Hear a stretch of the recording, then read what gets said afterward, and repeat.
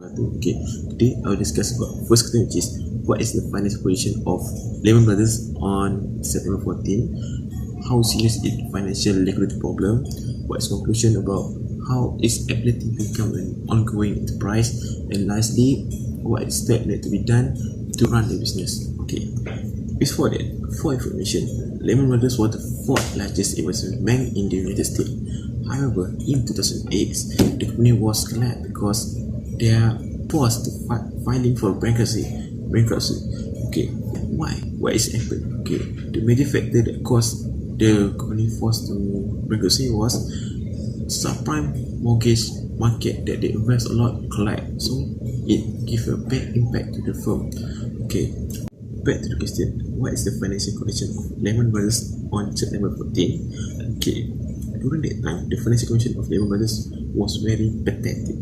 Okay, why I saying that? Okay, when the news about the subprime mortgage market was collapsed, it caused the confidence towards Lehman Brothers was declining. Okay, but hedge fund was pulling away their money from the firm and caused the Lehman Brothers suffer huge losses from quarter to quarter.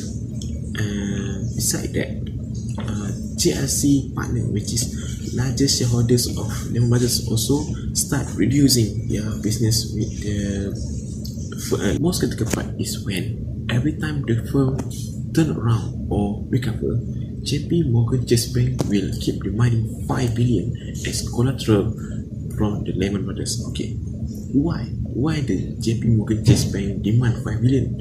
Okay, because they attempt to give Fenway commercial paper to the JP Morgan Chase Bank as collateral.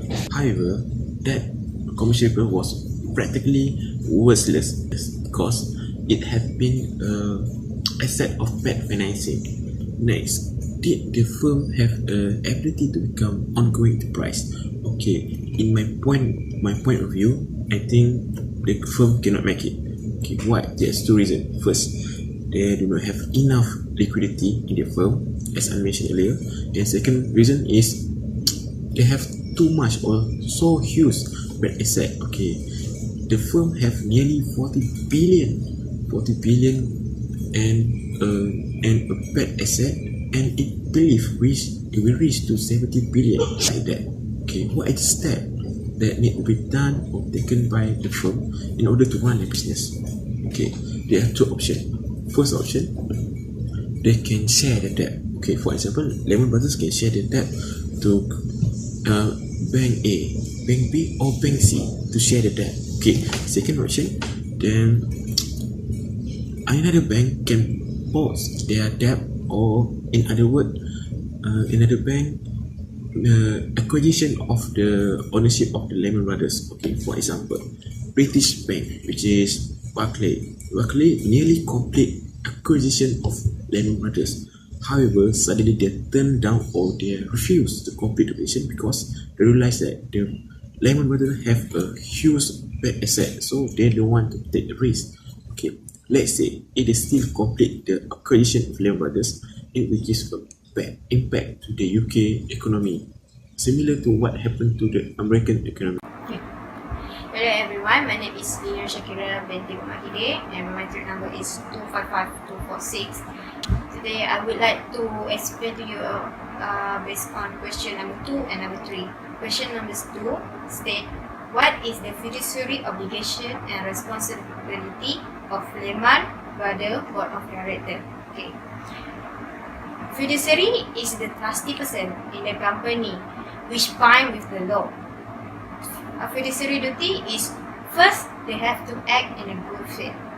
Second, they have to exercise discretion properly.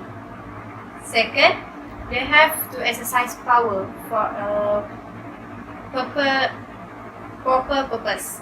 And the fourth one is that they have to avoid conflict and self-dealing.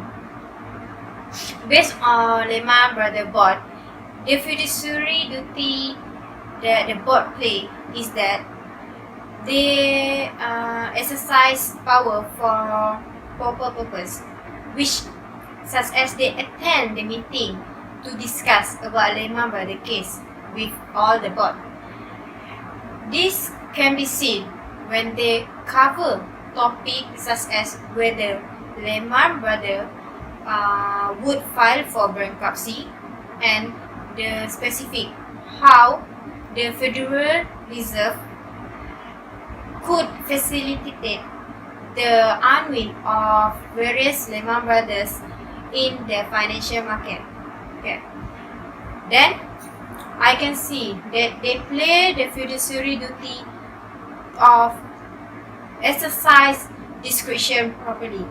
This can be seen when they discreet the lawyer to make sure that Lehman Brothers company will never be filed as the bankruptcy company.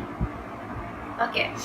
The third question is in 2002, the Lehman Brothers board support management to decision to take on increasing the level of risk. Did the Lehman Brothers board fulfill their fiduciary obligation and responsibility based on this decision?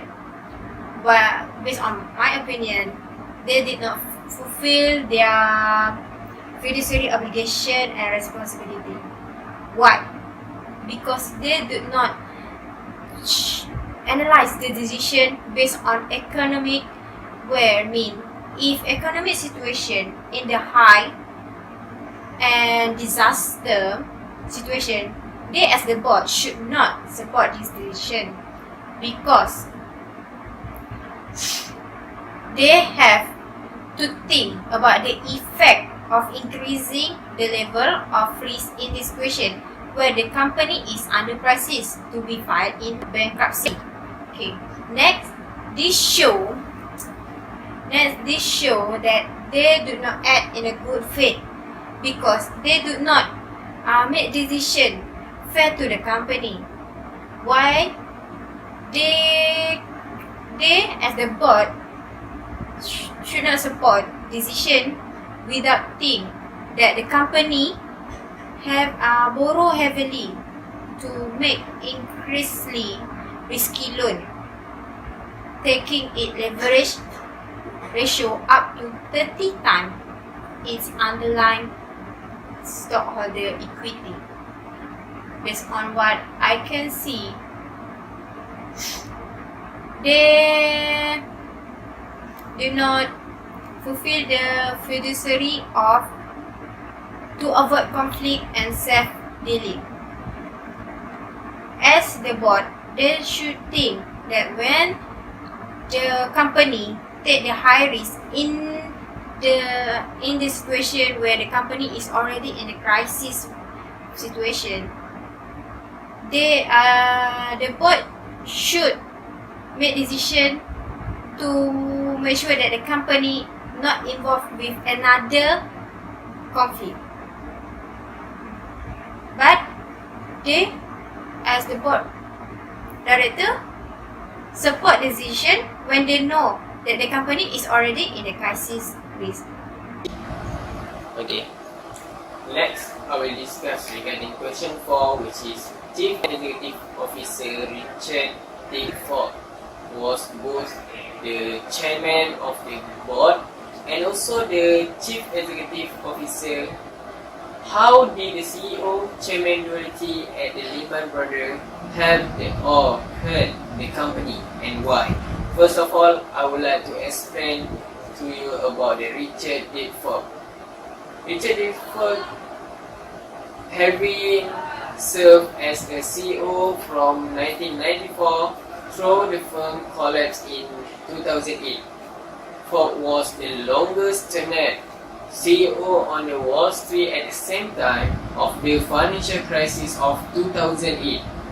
Ford had stirred Lehman through in the 1997 Asian financial crisis, a period where the firm's share price dropped to $12 in 1998. Lehman had a yearly loss of $102 million in 1993, but after Ford became the CEO, the firm had 14 straight years of profit, including one of $4.2 billion in 2007. Although in 2008, it reported a Q2 loss of 2.8 million and filed for bankruptcy later that year. Overall, Ford received nearly $500 million in total compensation from 1993 to 2007. In 2007, he was paid a total of $22,330,534, which included a base salary of $750, a cash bonus of $4,250, and stock grants $10,877,355, if I'm not mistaken. Okay. Based on the title that is held by Big Four, there must be a possibility to have conflict of interest because of the CEO and the chairman are the same person. Based on the data, Richard Big Four has failed to meet the principle of the corporate governance, or more specifically, failed to meet the principle of accountability because of the data of their salaries, the compensation, or so on. Based on the observation, Ford has been hurt the company because he tried to sell the company to the Berkeley and also the Nomura Holding. For example, the Ford met the Ken Lewis, the CEO of the Bank of America, at the office of the New York Federal Reserve on Monday, July 21st of 2008. This meeting was arranged by Henry Paulson and Timothy Gaynor. Okay, later that, then several days after this meeting, Lewis called Ford and told him that the Bank of America was not interested. See the three options that the board of Lehman Brothers have during their final meeting on September 14. Okay, board of Lehman Brothers have three options. Okay, first option, they just first option that board of Lehman have, they can delay the decision regarding of bankruptcy. Okay, after the negotiation with Barclays failed and Bank of America unwilling to buy the company, there are no need for the firm to continue extension because there are no financial investment agency that willing to commit, include in London and Asian exchange market. Okay, that's the first option. Second option is board of directors can vote for do not file for bankruptcy and direct Lehman Brothers to open for business. Okay, however, this decision of option is unfavorable.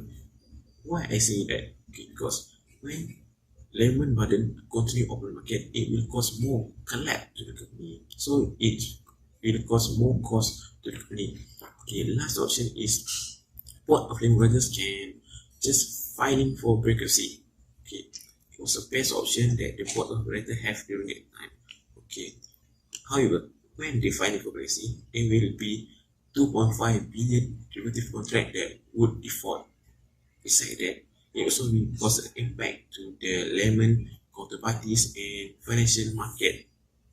And besides that, it will also give impact to the Lehman counterparties and global financial market.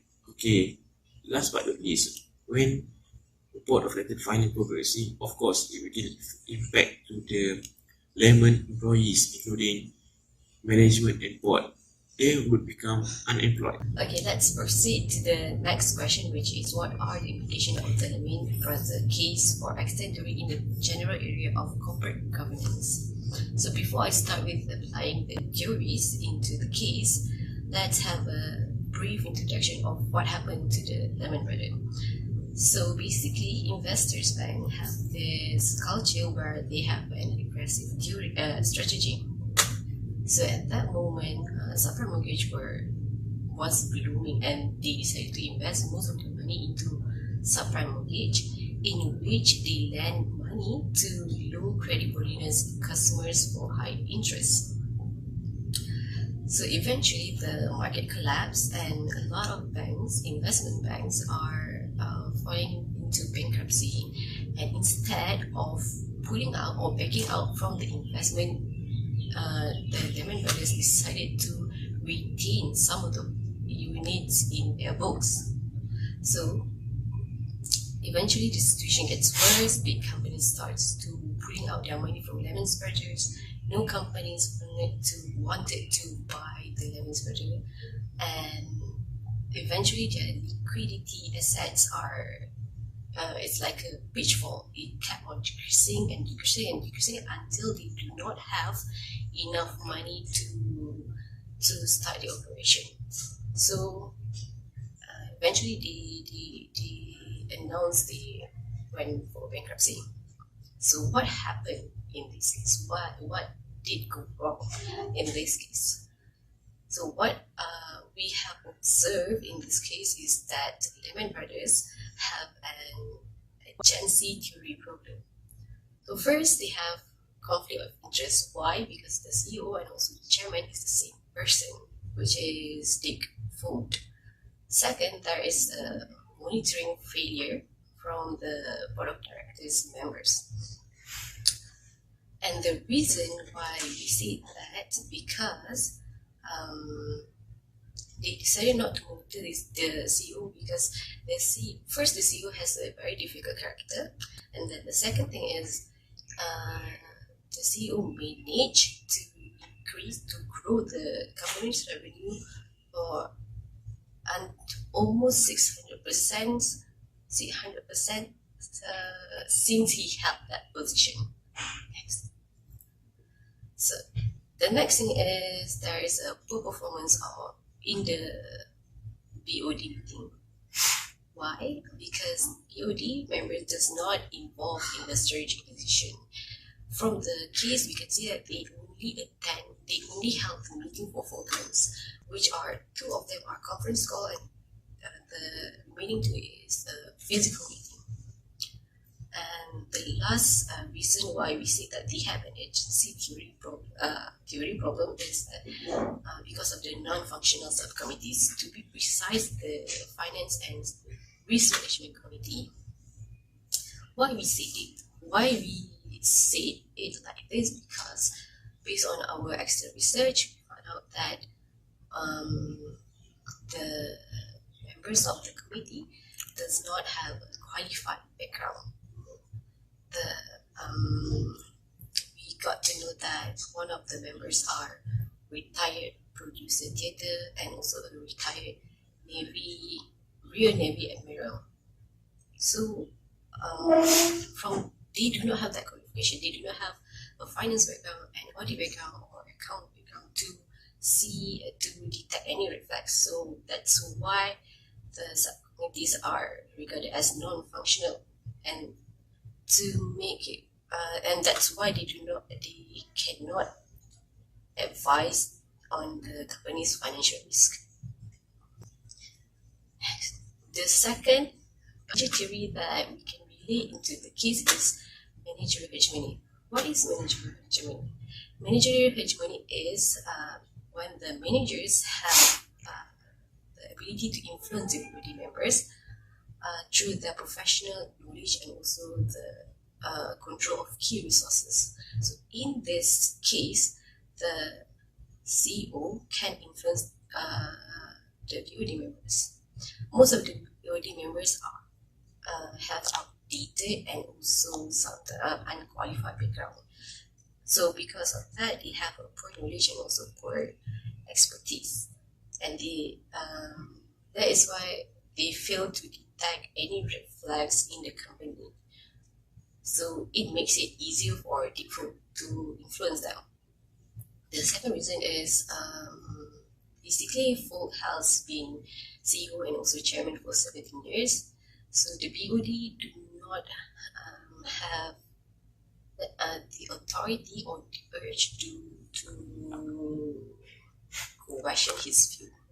And lastly, the BOD does not involve in strategic meeting, and they are regarded as merely a rubber stamp. They just approve whatever they would say, and because they thought that they will gain profit from it. So that is why that is the two major theories that we can relate in this case. Thank you.